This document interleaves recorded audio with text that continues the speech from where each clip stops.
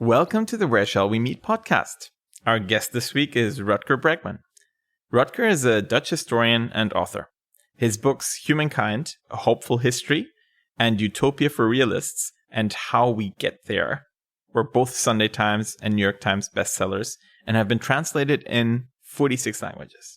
The Guardian described him as the Dutch wunderkind of new ideas, while TED named him one of Europe's most prominent young thinkers. His TED talk, Poverty Isn't a Lack of Character, It's a Lack of Cash, was selected by TED curator Chris Anderson as one of the top 10 talks of 2017.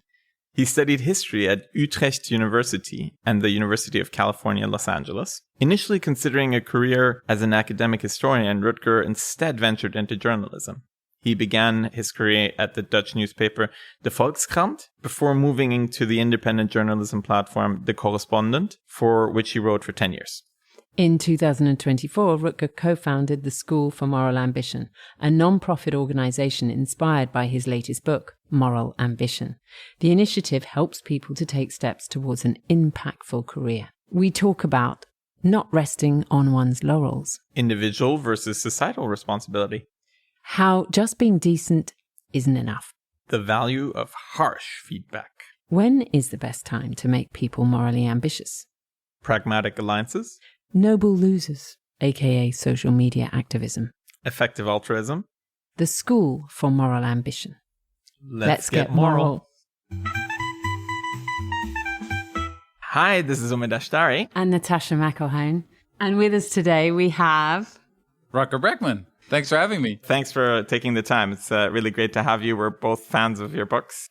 And we had a lot of fun with Moral Ambition. But before we want to go into that, we thought we talked about your previous books. Mm-hmm. And in particular, what I'd like to do is maybe talk a little bit about Utopia for Realists and the fact that in it you talk about really large policy reforms as a kind of structural change to society, right? And Moral Ambition shifts the burden more onto the individual in some shape or form. So can you maybe lay out the main argument of Utopia for Realists for people who may have not read it, and then relate Moral Ambition to that and say, is it a slight contradiction? Is it an evolution? Is it an addition to what you laid out in Utopia for Realists? Sure. Well, look, I have written a couple of really bad books when I was in my early 20s, and I'm super happy that they've not been translated into English. But Utopia for Realists is, my first book that I'm really proud of. I actually wrote it in 2013. It was published in Dutch in 2014 and in English in 2017. But I still think that a lot of the arguments in there, they hold, and they're maybe even more relevant today than they were a decade ago. So in the book, I write a lot about automation, for example, the rise of the robots, as we called it back then. Today, we just call it AI. And the massive implications that would have for the way we organize our whole economy, the way we think about work and meaning, and who are the real wealth creators in our society. So it's important to keep in mind that this book was written in a very different zeitgeist. I was, a young Dutch guy, the beginning of his career, and I felt very frustrated with European politics at the time, which just seemed to be super, super boring. I was like, what's the next big thing, right? In the past 2 centuries, we've made incredible progress. We have abolished legal slavery and the slave trade. We have fought for women's right to vote and achieved that. We have, had the civil rights movement, the LGBT movements. I mean, all of that has been incredible. But what's the next big thing, right? What's the next milestone of civilization? So the simple point I make in that book is that every utopian vision of the future can actually become reality. I mean, not necessarily, obviously, but that what we need today is new utopian visions. Because like all these great milestones we achieved in the past, they were utopian fantasies once. And in the book, I start with a quote from Oscar Wilde, who said this more than a century ago, that a map of the world that does not include utopia is not worth even glancing at, because it leaves out the one country where humanity is always landing, or should always attempt to land, at least. Like he said, progress is the realization of utopias. So that book was all about, can we imagine a radically different, radically better future than the one we have right now, or the world we have right now. And don't just talk about, I don't know, we're gonna do some reforms here and there, some additional purchasing power, maybe better healthcare, blah blah blah. No, like think much more wildly, think much more radically. That was the attempt in the book, and I had a lot of fun writing it, to be honest. Yeah. And yeah, as you say, I think a lot of the things that you call for are actually more important now than ever. If we imagine unemployment of like 80%, what is that going to mean to society writ large? And I think you address a lot of those questions. But now maybe put moral ambition into relation to that, especially because it's more like a, individual cry to get people to individually be morally ambitious, right? Rather than big strategic changes. Yes. Yeah. So I spent the first decade of my career in what I always like to call the awareness industry, right? You write articles, you write books, and you hope that some other people will do the actual work of making the world a better place. I was a big believer in the power of ideas. In a way, I still am, but I've updated a little bit. So at the end of Utopia for Realists, I wrote, that if we just keep pushing these radical ideas and if we build a movement around it, then we can move what is called the Overton window, the window of what is regarded as politically possible, and then we start changing the world. But, after doing this for 10 years, I started to have doubts. I saw that in some respects, great ideas weren't making all that much progress. A lot of people will know me for going to Davos in 2019 and saying some nasty things about billionaires who don't pay their taxes. And that's a topic that, has received a lot of awareness, right? A lot of people know that this is a really bad thing. And actually people from the left, but also to the right, want to have a more reasonable system of taxation. But were we actually making progress? So what then happened is that I started studying those radicals of the last 2 centuries, those utopian entrepreneurs who really made it happen. And I thought, let's just start with abolitionism, those people who devoted their lives to the fight against the slave trade and slavery. And it started to dawn on me that it was about so much more than mere awareness and ideas and dreaming big. These people were incredibly entrepreneurial. They knew how to get shit done. They built these huge machines, coalitions of people who had all kinds of different skill sets. And I got really interested in that. And that's what I've come to call moral ambition, which is the combination of the idealism and the utopianism of an activist, but also the ambition of an entrepreneur, the ability to actually achieve results and get things done. So, this is basically a bit of a critique of my previous work, but you could also say that it builds upon it because it's still driven by the same utopian desires, the same radicalism, but now it's all about, okay, how do we actually get there? Yeah. I find in Humankind, which you also lay out, if we want to briefly talk about that before we deep dive more into moral ambition, is you paint a picture of humans being decent, I would rather say, right? Rather than this story of, it's all about kill or be killed. And so now, if we assume that, people are generally decent, what are the things that are holding us back from a morally ambitious populace, right? Why are we kind of stuck in these situations where people are not stepping up to the plate that you're describing? What are the I guess, institutional issues that are creating that? Yeah. You know what's funny? Sometimes when I read these history books where an author says, well, Aristotle thought this, and Plato said that, and St. Augustine believed in this. And then I'm like, I'm not nearly as important or influential as these great figures, but maybe it'll happen that a century from now, someone will look at my work and say, well, Rutger thought this. And then like, but that's not really how it works. Like what I think on Monday could be very different, compared to what I think on Wednesday. And as an author, as a thinker, you're always evolving, right? And your books are in conversation with one another. Like, I really appreciate Utopia for Realists and Humankind. I think they are good cases for the point that I was trying to make at the time. But I can also see, the flaws. And I can also see that, people can write a really, really good book that basically totally destroys the things I'm trying to say. Fitzgerald said this, right? I think the mark of intelligence is that you're able to hold 2 conflicting ideas in your head at the same time and not go crazy. So all these books, also, as I said, they're in conversation with one another. Sorry. Yeah. No. I know when we came to see you talk, you spoke about this slight horror that you had of people posting pictures of themselves on Instagram when they were on holiday reading Humankind and saying sort of, chill out. It's great. We're all so kind. We're beautiful species. But what I feel that book did was it shined a light on a possibility.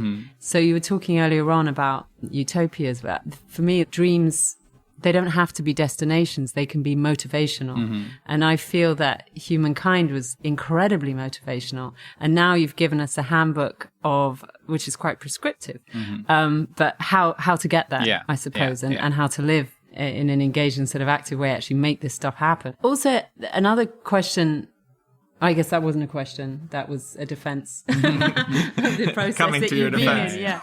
But I needed to know that Lord of the Flies was wrong, in fact, so that I'm not constantly in this stage of, oh, well, let's not bother because that's the human condition. We are inherently selfish. The fact that you were able to hack that and show all of these examples where that just wasn't the case. And then, by the way, also, I think, galvanize a ton of other people to start writing about it. There are so many books around this, too many to mention, but that I feel, really tapped into that idea of collaboration. And that's why we're still here, is because we are generous and we go towards generative thinking. And because one of the things that occurred to me was, is it always in extremis that we behave very well? So yes, a plane crash. Of course, we jump in and we save the kid drowning in the lake. Or, of course, during COVID, you go and help everyone you can possibly help.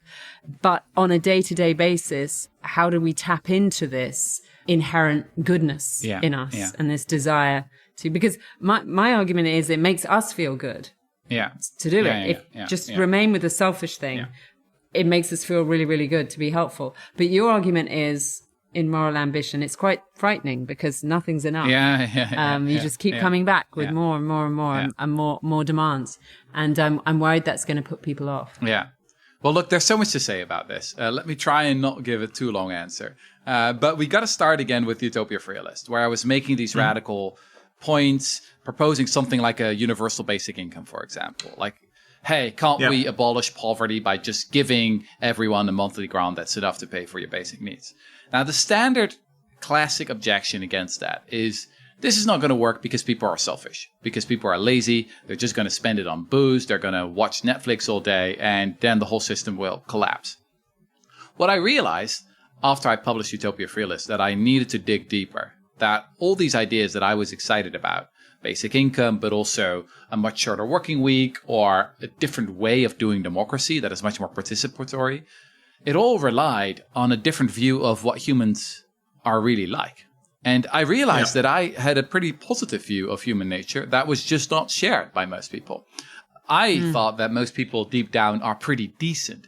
Not angels, but on average, most people, are quite nice and want to do good. Maybe we're not saints, but there's something we can work with there. Then I realized that actually, in Western culture, there's this deeply embedded idea called veneer theory, the notion that our civilization is only a thin veneer and that below that lies raw human nature, that deep down we're just monsters. And indeed, there are many examples of this. The ancient Greeks wrote about it. In Christianity, we have the idea of original sin, but also some of the classic works of art. You already mentioned Lord of the Flies, about the kids shipwrecking on an island and turning into monsters. This is a story that we've been hearing a lot of times, all the time. And I worry that it sometimes becomes a self-fulfilling prophecy, or actually that it often becomes a self-fulfilling prophecy, because what you assume in others is what you get out of them. So anyway, that was Humankind, a book I worked on for 5 years, published in 2019 in Dutch, 2020 in English. But indeed, after that, as you mentioned, I also started to see how a more positive or too positive view of human nature can make you complacent, right? Where you'll be like, lazy, just relax, be an optimist. It'll all work out. And it's also true, and that's something I wrestle with in Humankind, actually, the book, is that people who have evolved to work together, and evolutionary anthropologists literally talk about survival of the friendliest as the driving process in the history of our species. these people are still capable of horrible behavior. Like, we do horrible things to one another that no other animal in the animal kingdom would ever dream of doing. Concentration camps, genocides, horrific warfare, dehumanization. We're capable of the most horrific things. And very, very often people who, come across as decent, they love their kids, they love their neighbors, they are kind to their dogs and cats. They can be very, very nasty to people who are outside their moral circle, outside their empathy. I think one very clear example today is how we treat animals. So I know a lot of people, including some of my best friends, some of my loving family members, who on a daily basis eat animals that have been tortured in the most horrific way. And that's what factory farming is. So sometimes we study some of the atrocities of the past, like the witch hunts or slavery, and we're like, how could people do this? And then you can also ask yourself the question, well, maybe there are some things we're doing today that historians of the future will be horrified by. And I think that the way we treat animals is the most obvious example here. People who, on the surface can be really nice and decent, they can still do pretty terrible things. And what you then need are small groups of dedicated, pretty radical people who are willing to make other people uncomfortable and who can really push the boundaries of morality. So anyway, it's a long answer, but I hope that clarifies it a little. Yeah, no, it makes complete sense. And I think that's why, I was referring back to those books, not because they feel out of place, as a matter of fact. I think they were just not the full picture, and which is why you're coming back to moral ambition. And let's talk about moral ambition. I think what you seek out to do here can be perceived as quite brutal by some people. It's like, you're basically going to tell people, this is how you should live your life. This is the way to do it, right? And I think what that can lead to some people reacting to is that it's alienating and that they are not open to it because they feel like, hey, who's this guy who's going to tell me how to live my life? I'm sure you thought about this as you were writing the book. Yeah. And I was wondering, did you feel like I'm going to lean into this and be really harsh about it? Or what was your thinking? Well, maybe you've experienced this as well, but sometimes you can really get fed up with people agreeing with you all the time or making it too easy for you. Like talking to ChatGPT often feels like that for me. Like these AIs, they always want to make you feel good. And like, oh, that's an excellent point. Exactly. They're such loyalists and sycophants. I often find it quite disgusting. And that's the whole self-help literature for me, or actually big parts of it. Saying you're good the way you are. You can, make your dreams a reality.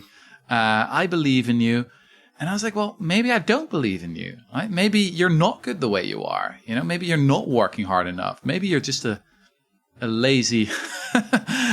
Well, you get what I mean, right? And it's just that I was in a period in my life, this is my early 30s, had a bit of an early midlife crisis where I just needed like some tough medicine. I really needed that. And that's the thing with books, right? You always write the book that you want to read. You want to read yourself. And got it. Yeah. I get it that this is not the right book for everyone. I mean, if you're like totally depressed, very unsure of yourself, worried that you're not doing enough, you feel very guilty about the state of the world. And then you read a book with the first chapter that has the title, No, You're Not Good the Way You Are. May not be the most wholesome, most restorative book to read. But as I said, it's what I needed. And I think that a lot of people need it. They need that kick in the butt that in the end can be quite energizing. I always like to say that. I would say it was a great antidote to depression, in fact, because it's galvanizing. Yeah, it's a call to arms and it's a call to get involved. It's a bit like that you can do something. A cold, refreshing shower, right? Initially, you're like, oh, but then you're like, yeah. I hope that's what the book feels like. And that's also with the organization I co-founded, the School for Moral Ambition. I've been saying this to my co-founders is like, look, we can use the power of shame and we can use the power of guilt. There is a reason that humans are pretty much the only animal in the animal kingdom with the ability to blush. So, yeah, we can work with human nature here. But I wouldn't want it to make the center of everything. Like, it's for me the right... You're just another religion, basically. Well, for me, the right mix is 20% shame/guilt and 80% enthusiasm. But yeah, a little bit of a kick in the butt is quite effective. Yeah, I like that. Tough love to an extent. Yes. Yeah. I was just going to throw in there what one of your focuses in the book is around recruiting young people who are perhaps privileged and have gone to these great Ivy League colleges and universities, and then they go and they join Goldman's. Oh, I probably shouldn't say names of places anyway. The triangle. They go into private equity. Triangle. Yeah, exactly. Or making six-figure sums of money immediately at the age of 21. And you say, look, you're full of resources and you're so clever, and let's apply this talent to something more worthwhile and fulfilling for the rest of mankind, but also personally, probably a lot more fulfilling too. I was thinking, that's a big ask, because these people have been dreaming for however long. It's not like they got into these places easily in the first place. There's a sort of, I think, misconception around. Well, it's another conversation. Yeah. But anyway, but the point is, they do know how to apply themselves and work, which is very useful if your call to arms is to be met. I wonder if is there a version where you're calling these people, once they're bored already with these jobs, where they feel like automatons and they're uninspired and they're already feeling ground down, and yet what are they actually doing? They're making money out of people's money. What is that? It's insubstantive. It's not something to feel good about. None of them do feel good about it. They're all very apologetic when they say what they do. So once maybe they have a little bit of money and they kind of feel, well, I've got some traction there, I could maybe go back. Is that the time to try and pull them into your project? Or indeed, once people are my age, when they sort of don't really care anymore, and they're like, well, I'm pretty much what I'm going to be, so I can just take a massive risk and get involved in this. It's easier to not give a hoot about what other people think once you have a little bit of thicker skin and you've, already achieved something in society, and maybe you have a nest egg and you have some money to fall back on, right? Like, and it seems like you're focused very much on, or not very much, but it sounds a little bit more like a rallying cry to the youthful rather than to the mid-40 people like me. Yeah. Well, you quote Einstein a few times, that geniuses all do their best work before they're 30, whilst they can dare to, and that they're not too scared to try. I almost think it's the inverse. I think we have quite a risk-averse youth at the moment, or the media tells us anyway. Yeah. So I was wondering about flipping that. You know what's interesting? So for physicists and for biologists or people in the exact sciences, it often holds that they do their best work before their 30s. Yeah. But for historians, actually, it's the opposite. So for historians, they do their best work in their 50s and the 60s. It's just because a lot of things have happened. So it takes a lot of time to read up on all of that stuff. Yeah. But anyway, that's just a thought that came to mind. Look, I think that moral ambition isn't ideal for everyone. So at all ages, you can become more morally ambitious. You can use what you have, whether that's your talent, whether that's your cultural capital, your access to certain networks, your financial capital, your money. You can use that to make the world a wildly, wildly better place. I will admit that in an earlier version of the book, I had a line that said something like, look, if you're past the age of 30, it's, you're probably lost. Stop reading. It's too late. Just because I thought it would be really fun to write that. But then my publisher pushed back against that, saying it's apparently not good for book sales if you write off, more than half of your audience. And it's also obviously not true. In the book, I give many examples of people who were well past the age of 30 and made a pretty radical shift in their careers and in their lives. We are really interested in getting them when they're young, though. I am really interested in that period. But that's because you can change like it's the critical period of when people are most porous and open, and you mean then that they can then spread that and change a culture. Is that what you're after? Yeah. And there's also a risk in getting stuck in a certain career because the golden handcuffs tighten. You become surrounded by people who don't share all your ideas, and it becomes easier to become cynical. That's the whole problem I have with this idea of earning to give. That was popular at a time, go to Goldman Sachs, go to a bank, earn a lot of money, and then give it away. Altruism, but then I think we also got to take into account, what does it do to you, to your personality, to your desires, to your soul, if you work for a decade at Wall Street or for 20 years? Like, will you still be the same person after that? And maybe if you know, in your spare time, you surround yourself with other people, but it's going to be hard.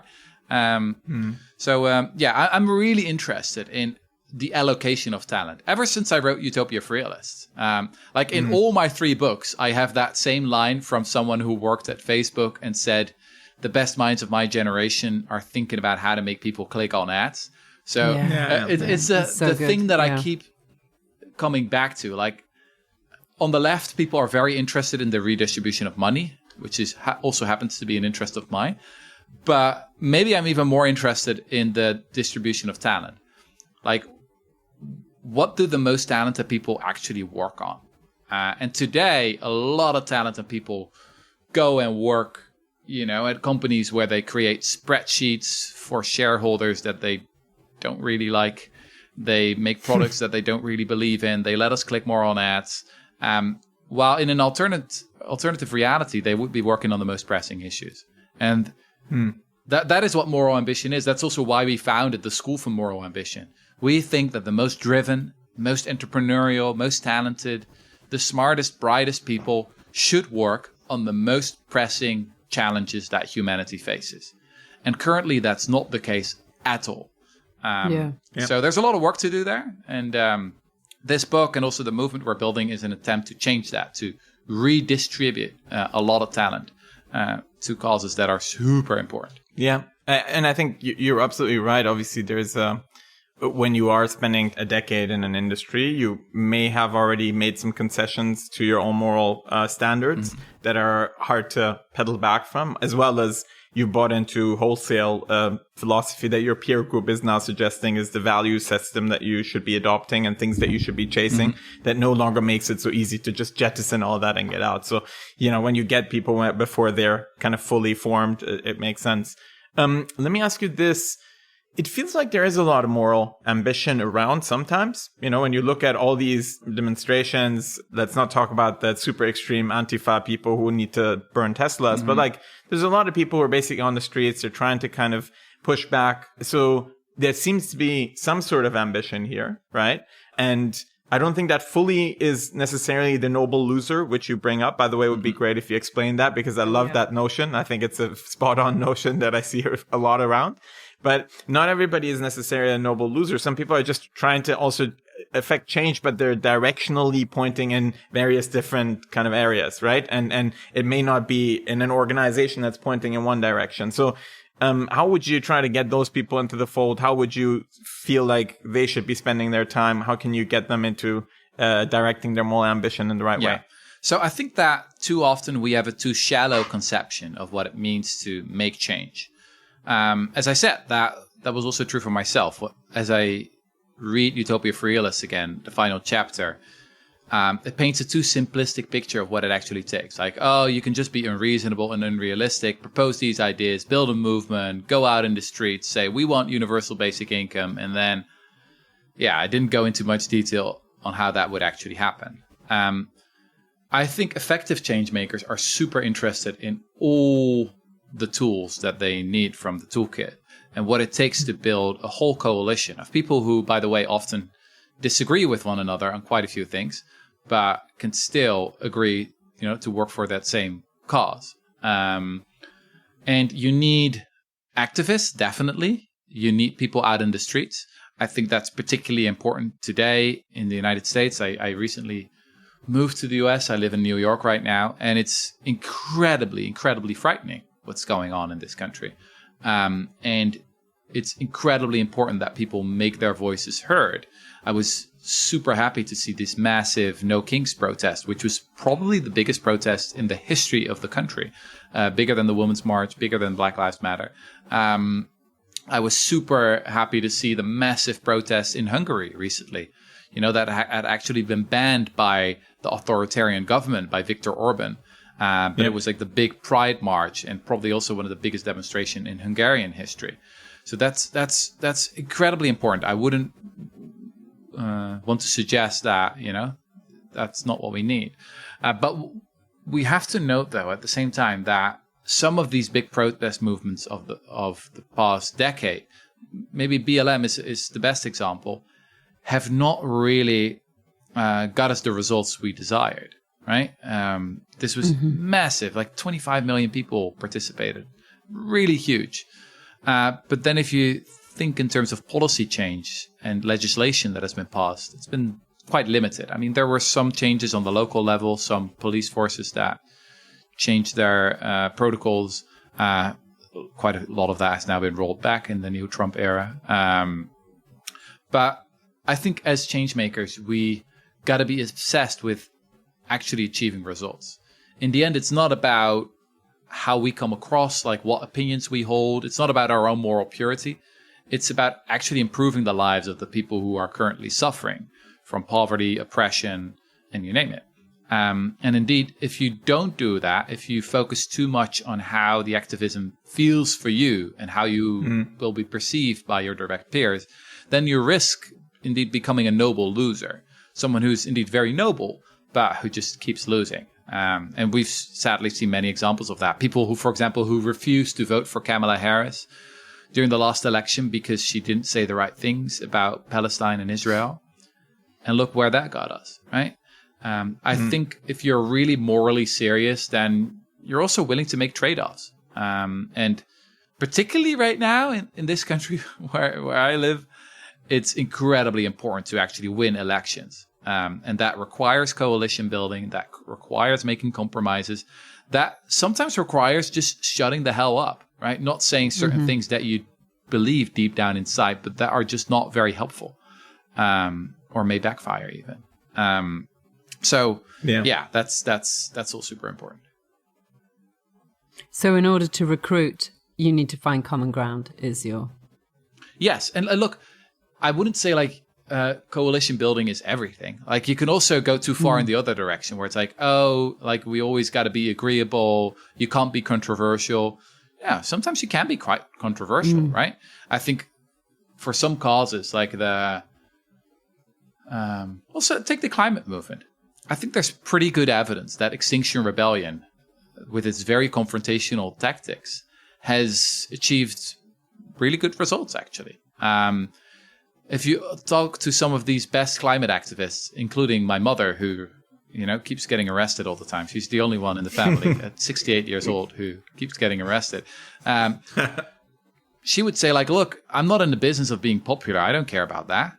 We're putting pressure on politicians. And there's good evidence from political science, sometimes they call it the Greta effect, that indeed climate change became a much more salient issue for politicians after 2019 and the massive climate demonstration and the Fridays for Future movement. And then that makes it easier also for green entrepreneurs to pitch their new products, to sell more EVs. So I often find it funny that a lot of people who are actually part of the same movement really dislike one another. So I know quite a few entrepreneurs who are all like, yeah, I don't like these climate activists. And I'm like, you're selling way more products than you otherwise would have had, right? Because of them. Because they keep it salient, right? They make sure that we're talking about this. And in politics, one of the essential things is to control the agenda. It's not even like, do people like you? It's like, are we talking about the right subject? And if these climate activists wouldn't have done what they did, we would have talked about other things. I don't know, about migration, for example, about other culture war stuff. So I'm just being super pragmatic about this, because we also know that some climate activists can backfire. Activism can backfire. So it always really depends. I'll give you another example. In the 90s, there was a lot of very radical activism for animal rights, including quite some violent activism. That totally backfired, and that discredited the movement for 20 years. So these people were saying that they were helping animals in factory farms, but they were doing the opposite in reality. So that's an uncomfortable discussion, and it's hard sometimes to have this conversation, but it's an incredibly important conversation to have. One of the things that you emphasize in the book is the toolkit, and that science and tech are often the place where these things start. And then, well, I guess maybe it's both ways. You've just described how activism has given opportunities to green tech, I suppose. But what I got from it was that it's the people who are in the reeds who are sowing these seeds very, very early on, that then later we always think it's Rosa Parks was the first part of that journey. And of course, this, you talk about the lattice work and all of the things, the meetings that had been proliferating before that moment. I thought that was a really lovely invitation for people who are perhaps more number crunchy or more comfortable behind a desk or more comfortable being invisible, I suppose. Would you tell us a bit about being behind the scenes, but being incredibly effective and influential? Sure, absolutely. Often we only remember the people in the spotlights. Indeed, the Rosa Parkses, the Martin Luther Kings, who are great at giving speeches. But then we run the risk of starting to think that it was all about them. Like, I don't want to deny that Martin Luther King gave great speeches. So that's undeniable. And that was very, very helpful. But there was so much more that was necessary. Like 2 hours before Martin Luther King was about to give his famous I Have a Dream speech, the audio system didn't work anymore. The microphone didn't work anymore. It had been demolished by white racists. So the people who fixed the audio system, pretty important, right? For the course of human history. Otherwise, no one could have heard Martin Luther King give his famous speech. So that's just one tiny example. As I studied the British abolitionist movement, which was the most successful abolitionist movement in the late 18th and the early 19th century, I was just amazed by learning about all these different roles that were played in the movement. So you had Thomas Clarkson, who is a little bit like the charismatic campaigner, a little bit like the MLK of that movement. So yeah, he was super important. He traveled 35,000 miles across the United Kingdom to spread his abolitionist propaganda everywhere. But then you also had someone like James Stephen, for example, my favorite lawyer in the history of our species. He was a radical nerd. He knew everything about maritime law. He was just obsessed with all the crazy little details. And he came up with a brilliant trick in 1806 that really laid the groundwork for abolishing the slave trade. Because up until that point, every single year, William Wilberforce, the politician, who was also quite important, had been proposing to abolish the slave trade, but couldn't get a majority for it. And then James Stephen, his friend, came up to him and said, look, I've got an idea. What if we do not ban the English slave trade, but instead we ban the foreign slave trade? And England at the time, they were at war with France, with Napoleon. And it made perfect sense. Like, why would you allow the French to keep supplying their colonies with enslaved people? Like, why would you not hijack those ships, right, and liberate the enslaved people? It makes a lot of sense, right? So this was quickly passed in Westminster, in Parliament. There were only around, 30 to 40 politicians, parliamentarians present at the time. Like, it was a no-brainer. And it was probably only James Stephen who realized what this would mean. Because what the conservative politicians didn't realize was that actually almost all British ships were also sailing under foreign flags. So in one pen stroke, they were banning around three quarters of the British slave trade. Now, why did these British ships sail under foreign flags? Because they were dodging legislation. Like there was some very limited legislation that limited the amount of enslaved people that you could put on a British slave ship, and they weren't even willing to comply with that and said, you know what, we'll sail on their Spanish flag or on the foreign flag. So anyway, that was like a brilliant legal trick, and James Stephen, historians have argued, was probably the only one who fully realized what was going to happen, and it was just too late. For the slave trade lobby. They were like, shit, what has just happened? And it's those kind of stories that I really love, that just show you, there, as we talked about, there's so many different people you need with different skill sets. And what is the overall mission? I feel we haven't really addressed what the School for Moral Ambition is trying to achieve. Mm-hmm. So we like to see ourselves as the Robin Hoods of talent. We want to convince and lure the most ambitious, most talented people to work on those most pressing issues. That's basically it. Now, the way we do that is And when you say pressing issues, you mean climate, you mean child poverty, you mean, and do you want to make a list of what your priorities are? So I always like to call it the Gandalf-Frodo model of doing good. Gandalf didn't ask Frodo about his passion. He said, no, this is the most important thing that needs to happen right now. You throw the ring into the mountain and then we're all safe. So we work with so-called prioritization researchers. That's a relatively new branch of social science, of really smart people who continuously think about that question, what is the world's to-do list? And then you're obviously looking for challenges that are very big problems, but you're also looking for the more pressing issues. Right? The things that really have to happen now, and the more neglected issues. Because if you work on something where, already a lot of people are working on it, then you're going to make less impact. So to give you a simple example, take something like climate change, very pressing, very big problem. We've got the solution. Is it very neglected? We would say less and less so. I mean, millions of people are working on it. There's been a huge awakening.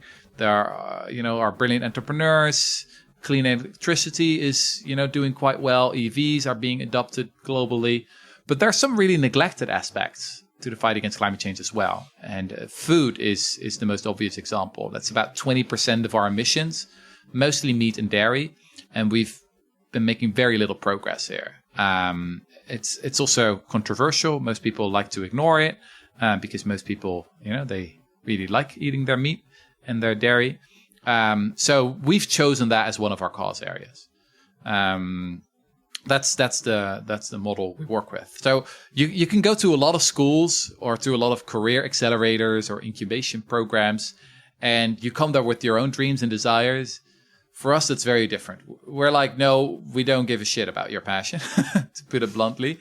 Like we've talked to a bunch of Gandalfs, and they create the mission statement for you, and that's what you're going to work on. What we have seen is that our fellows become incredibly passionate about it. So one other cause we work on is the fight against big tobacco. Smoking is still the single largest preventable cause of disease globally. It's bigger than HIV/AIDS, malaria, tuberculosis, car crashes, wars, natural disasters, all of that combined. It's 8 million deaths every year. It's like imagine a jumbo jet crashing, fully loaded. Now imagine that happening every 30 minutes for 24 hours for 365 days every year. That's big tobacco.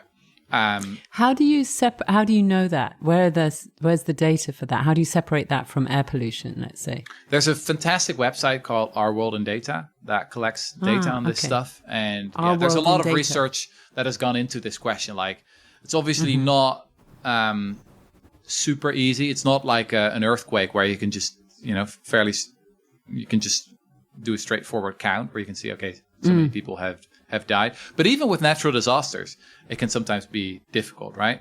We know that with Fukushima evacuation, that a lot of people, after the Fukushima disaster died, not because of radiation or anything like that, but because of the evacuations and all the problems that caused. Anyway, for us, it's super important to find yourself a really wise Gandalf that has done the research and then become passionate about what Gandalf tells you that needs to happen. And our flagship program are these fellowships. We built these small groups of very ambitious, very talented people who make the leap, who quit their current jobs. We've had people who had very prestigious jobs at McKinsey, at corporate law firms. We've had some entrepreneurs, people who were really climbing that conventional career ladder and who were giving up quite a lot, The opportunity costs were pretty substantial, leaving quite a lot of money on the table as well. But they were like, you know what? This is the kind of life I want to live. When I look back on my life, when I lie on my deathbed, I'm not going to think about, all the PowerPoints that I didn't care about or all the meetings that I didn't want to be in. I want to think about, the actual impact that I made and the movement that I wanted to be a part of. Can you tell me a little bit more practically what that actually means in terms of the school? So you give them financing, you give them like some sort of training. Do people apply? If somebody is listening right now and they feel inspired by it, like how can we demystify this whole thing? So in Europe, we've just launched our second round of fellowships. We've just finished the first year. And it's pretty simple. It starts with applications. A lot of people apply who are like, yes, I want to do this. I want to quit my job and work on something that's super important. We announce the fellowship topics in advance, so people know that it's going to be either the food transition or the fight against big tobacco. We're now also expanding to the fight for tax fairness, to implement a global billionaires tax and fight against tax avoidance and tax evasion by the ultra rich. So people know about the causes they're going to work on. Then we select a team of, as I said, incredibly ambitious, incredibly talented people who have diverse skill sets. It's incredibly important that you have the right mix of people with different backgrounds. Some people have like these classic consultancy backgrounds. Some are more entrepreneurial. Some come from underprivileged backgrounds, but have, lived experience. That is super important. We create these I always like to call them SWAT teams. Of super dedicated people. Yeah. Then and they get that's also different from topic to topic. Yeah, right? sure. It really depends. Yeah, if we're going to work on tax fairness, we're going to recruit a lot of nerds. So I can assure you that that's probably not going to be a super diverse group, right? If you look for fiscal specialists, that's a lot of guys who don't see a lot of sun. Right. Closing tax loops is not very For sexy, us, it's right? all about actually achieving the results. For big tobacco, we had more creative people that we needed because there was a huge lack of awareness here. Storytelling, some great marketeers. I just wanted to intercept that I think the story around tax avoidance is huge and shouldn't be left only to people hiding in the dark trying to change little bits of policy. To me, you need a spokesperson or a big advocate who is perhaps in the public eye, is perhaps earning an absolute fortune and pays all of their taxes and doesn't have an offshore account and wouldn't ever consider not paying their taxes. Yeah. That, to me, is a really important narrative and one we don't have. Yeah. For some reason, all of these people that everyone follows and everyone worships many of them do it. Yeah. And they're not being vilified. Yeah. So here again, I think it's really important to listen to the Gandalfs. So we've asked a bunch of researchers to really closely analyze the cause area and where we currently stand. And what they came back with to us, they basically said, look, there's a lot of awareness raising in this space. There are a lot of great organizations like Oxfam, like Patriotic Millionaires, for example. Maybe you know them. It's a bunch of quite wealthy people who say, tax me more. And the vast majority of people already agree. Again, polling is quite consistent. People from the left to the right want higher taxes on the rich. What's really lacking here is policy entrepreneurship. We don't have the right people in the right room at the right time. We don't have the knowledge on how to actually close these loopholes. So for us, this is, again, it's not an ideological thing. It's also very important that it doesn't start with me as one of the co-founders saying, like, I believe that this should happen. It's quite a collaborative research process where you're really looking for what are the gaps here. And I agree that absolutely storytelling is important here. So definitely we'll keep doing that. But you can only spend $1 or euro once. You can only spend 1 hour once. So we think it's really a moral duty to continuously think, okay, what's really lacking here? How can we add the most? Without saying that all the other stuff is unimportant or doesn't matter or anything like that. It's just like some things are higher on the to-do list. This is actually a great segue to a question that I wanted to ask you. And by the way, I feel like you can always bring spokespeople in after. You need a crack team that addresses the policy issues, and then you can bring, I don't know, a Bill Gates in who says, tax me more or something. And look, it's also it's what I'm doing. Yeah. I'm doing a lot of that. And we have our funders of the Tax Fairness Fellowship are great examples of people that we love to put in the spotlight. So if you know of more wealthy people who want higher taxes on themselves, please all refer them on me, because I can assure you this is one of the most difficult causes to fundraise for. But I call myself out. I use Amazon, and yet I find out, a few years back, they didn't pay £1 tax in this country. okay, legally and legitimately, but there was enough loopholes not to. Or people sometimes don't know that let's say capital gains tax is something not to be avoided. It's something you pay because you can afford a second home. But it's so in the culture to avoid that tax. Sure. Look, that so there is. I know. I think I use Amazon as well. Yeah. I don't feel guilty about that. For me, it's, as I said, it's not about moral purity.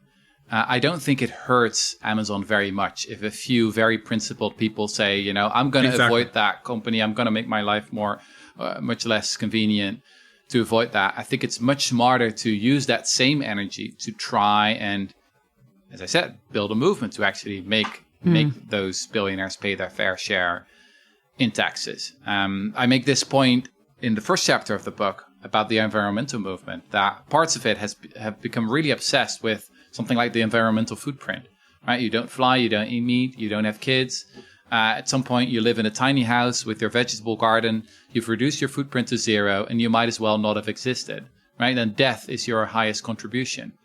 I think that's not nearly ambitious enough. So I would really encourage people to think a bit less about their individual consumer choices and much more about them being a political animal. And, you know, I think we can be much more ambitious. It is important to practice what you preach, right? Especially if you're a bit more of a public figure, right? I don't eat meat. But I don't think that is like my great contribution to the world or anything like that. I can set higher standards. And maybe one thing to add. So when we have selected those fellows, they get a month of training. And then they spent 6 months at one of our partner organizations. This is also incredibly important. Too many people start new charities, new NGOs, with the idea, I've got it all figured out. That is not true. There are amazing organizations out there doing great work. So again, you mentioned a few in them in the book. Exactly. Yeah. So this is all about coalition building. We are actually supplying these organizations with talent that they often wouldn't be able to get access to. Can you name some of the partner charities? Oh, yeah, so many now, more than 20. Like in Europe, for example, we work with the Good Food Institute, which is an amazing organization that lobbies for what are called alternative proteins, right? That are more sustainable alternatives to meat and dairy. They said that they were looking for someone who really understands Brussels, really understands how the sausage gets made in Brussels, how legislation gets passed. And we were able to provide them with a fellow who could do exactly that. So that's just an example. Now, the end goal is obviously that these fellows spend the rest of their careers in these high impact cause areas. So we basically pay them 7 months of a stipend, and we get 30 years of impact in return. That's the goal. And now, actually, we're not working with students, but we work with people who, on average, have around 10 years of working experience. Who have already proved their worth on the conventional career ladder. Some of them were actually about to, become a partner in one of these fancy firms. And that's the moment when we take them out. Yeah. And we're like, okay. That makes sense. That makes sense. When they're partner, they're lost. They're gone. Yeah. That's very hard to get somebody out. Also, as you know, many of these companies have this up or out system. And it's genuinely very difficult to make it all the way to the top. Exactly. Yeah. So we sort of just sitting on the sidelines like vultures when people are out, they're being taken to the school of moral ambition right away. So what's the word? We piggy something on their efforts. Piggyback. Piggyback. Yeah. Yeah. You triggered something earlier in my mind, and I always wanted to ask you this again. I feel I know the answer, but I'd love you to articulate it. And that is, the Moral Ambition playbook is very much, I would say, lends it a lot from the effective altruism playbook, in the sense that it's all about, the data matters, the numbers matter, the output matters. It's not about how you feel or what emotionally is going on, right? That resonates a lot with me. But on the flip side, what is obviously, we're humans, right? And what we do in proximity to other humans is the thing that actually makes us feel good and motivates us. If I carry up that bag for the old lady, like that actually makes my whole day, right? And so, I've automated a lot of my donating, right? And by the way, Against Malaria is one of the charities I've been giving for 10 years because of this. But at the same time, how can we get people to get emotionally invested in this, in this work, even though you're trying to help people that are usually very far away from you, where you don't have the empathy loop that kicks in right away, where you feel this gratification and satisfaction, because that has to be part of the journey too in some shape or form. Yeah, for those who don't know this, it's perhaps good to explain a bit more about effective altruism. So this is a movement that got started 15 years ago, and it was a critique of conventional philanthropy. They were basically saying, look, we've got a lot of good intentions here. We've got very nice brochures, but what's actually being done with this money? And not just in terms of like, what are the overhead costs? That's like a classic obsession from some people that I personally don't care about all that much. But more like, is this actually helping people and animals? And do we know? And if we know, how do we know? Like, is the evidence actually good? So you had a think tank that was launched by Holden Karnofsky. It's called GiveWell. And Holden Karnofsky was a guy who worked at Wall Street. And just with a couple of friends, he was like, okay, we want to give quite a lot to charity. They started their giving club. But, they wanted to judge the charities just how they would judge stocks in companies when they would invest. And they were just shocked how low quality the evidence was. So that was one of the ways in which effective altruism got started. They were like, hey, we can do so much more good. Now, one of the most profound discoveries they made early on was that the difference between an average charity and the best charity is not like 3 or 4 times, but more like 100 or 1,000 times. So if you think really hard about how you're going to spend $100, if you're going to spend it on an average charity, well, let's say it will have $100 of impact. If you're going to spend it on a great charity, it might be 100,000 or $1 million of impact.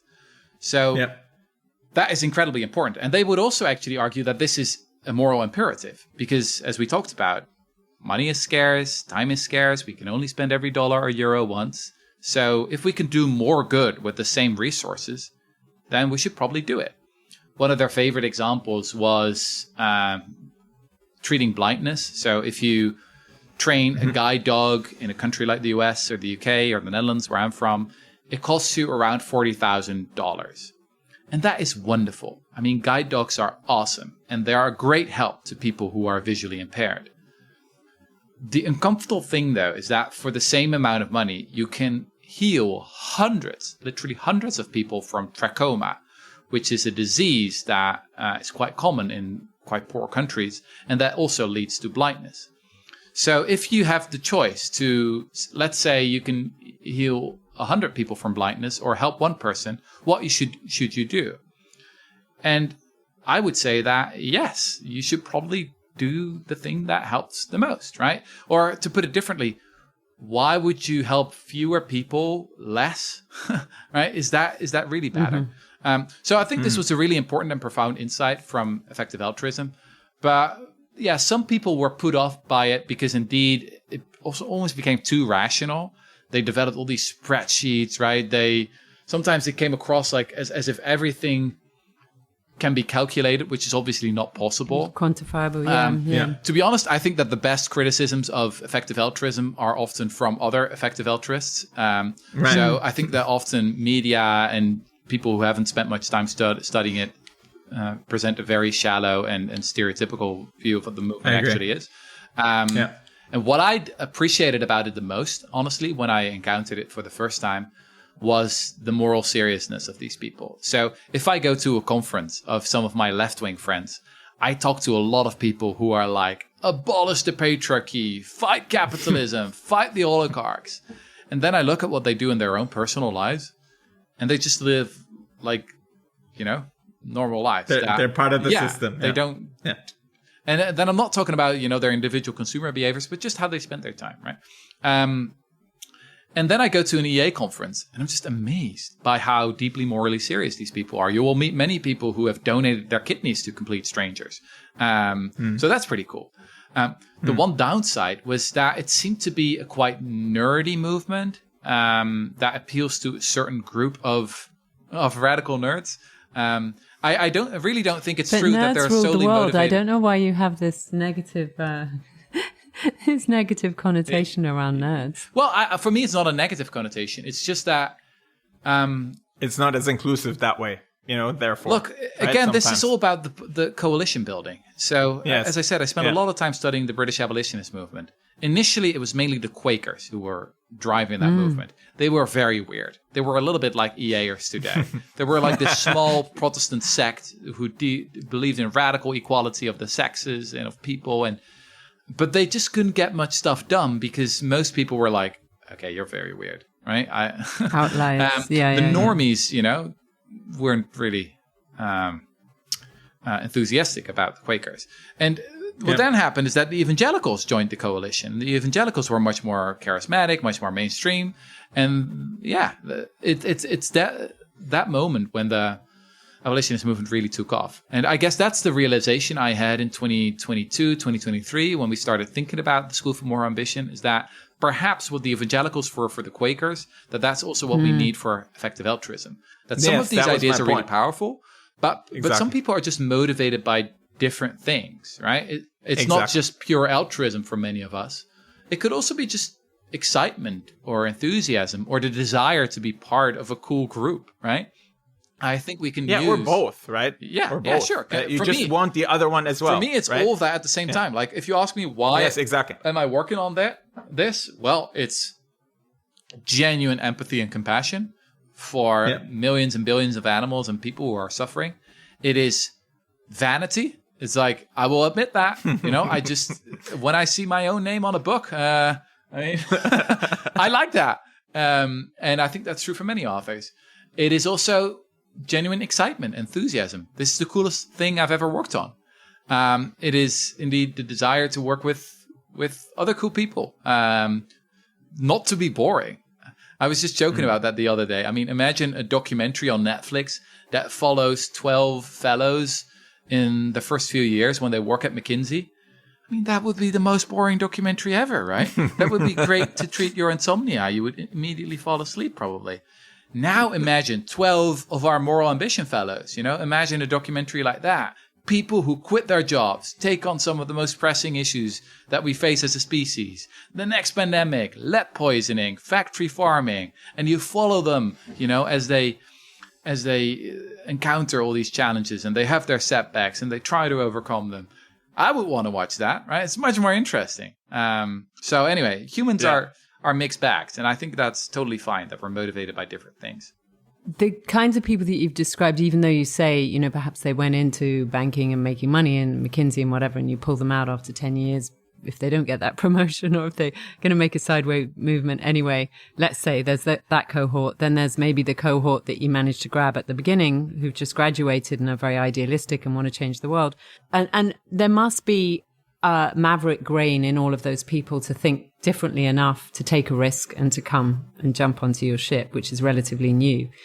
What about the people who perhaps don't feel that they have a skill set that they could offer at your school? I know you're saying, food waste and sure, and you can maybe not smoke and you can maybe not eat meat, but that's not enough. What's your call to action for the rest of us? Yeah, so this is another program that we've developed, and it's called our Moral Ambition Circles. So these are small groups of 6 to 8 people who come together around these questions. What are some of the most pressing issues we face as a species? What are my own superpowers? What's the match between those two? What's the first step I can take? How can we hold each other accountable? And can we rely on each other's networks to take those first steps? We now have 15,000 members from more than 100 countries. We've got hundreds of Moral Ambition circles around the globe. And we've developed this curriculum for free.